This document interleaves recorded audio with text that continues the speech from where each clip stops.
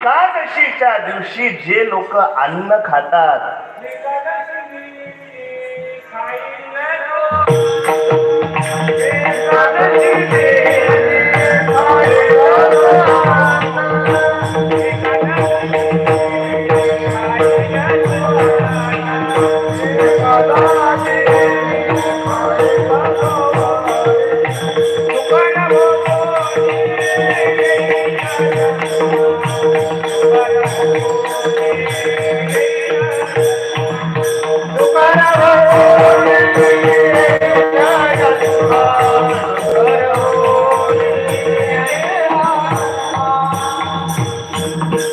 ऐकलं प्रमाण. एकादशीला जो अन्न खातो तर त्याला कोणता जन्म भेटतो? कोणता? सुकर म्हणजे बोला, मला ऐकून नाही आलं. कोणता? बोला ना, माहिती तुम्हाला सगळं. कोणता? डुकराचा जन्म. आणि डुकर काय काय खातो? मस्त पुरी खात, भाजी खात, फराळाचं खात आहे ना. असं खात का? नाही महाराज, त्याला नरकाचा आश्रय करून राहावं लागतं. काय मग आता पुन्हा महाराज म्हणतात, स्वान विष्टे समान अधम जनतीक. काय बघा, इतकं त्या ठिकाणी सांगितलं. मग आता एकादशी धरायची की नाही? कोण कोण धरत नव्हतं आता लोक? चला, ज्यानं धरली नाही हात वर करू नका, तुमचं पितळ उघड करत नाही मी. काय फक्त इथून पुढे एकादशी धरा, हे की नाही? आणि इमानदारीनं धरा पहा.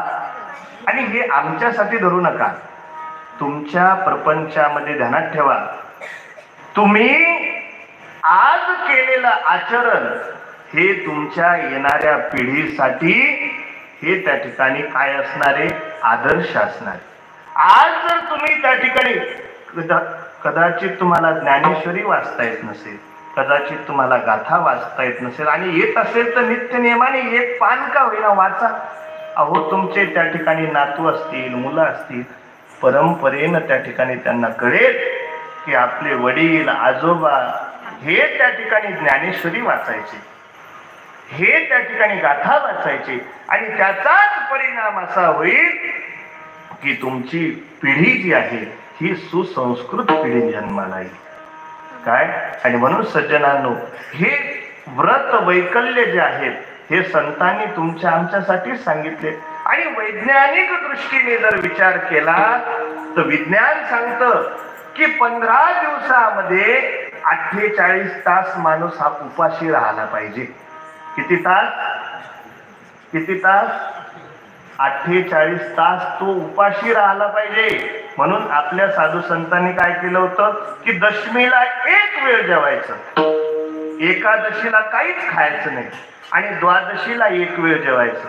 म्हणजे बरोबर 48 तास त्याच्यात आदल्या दिवसाचे वगैरे वगैरे होऊन जायचे, आहे का नाही? म्हणजेच की तुमची जी शरीरातली डायजेशन प्रक्रिया आहे ही पूर्ण त्या ठिकाणी रिसायकल व्हायचं काम व्हायचं. किती आपले संत हे वैज्ञानिक होते, है का नाही? म्हणून ध्यानात ठेवा, शरीरालाही सुद्धा आपल्या उपवासाची गरज असते.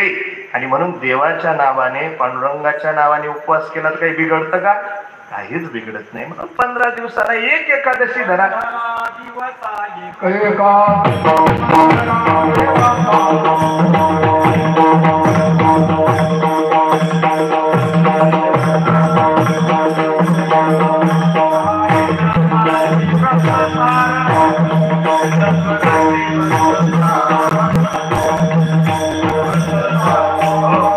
15 दिवसाला एक एकादशी आहे, महिन्याच्या 2.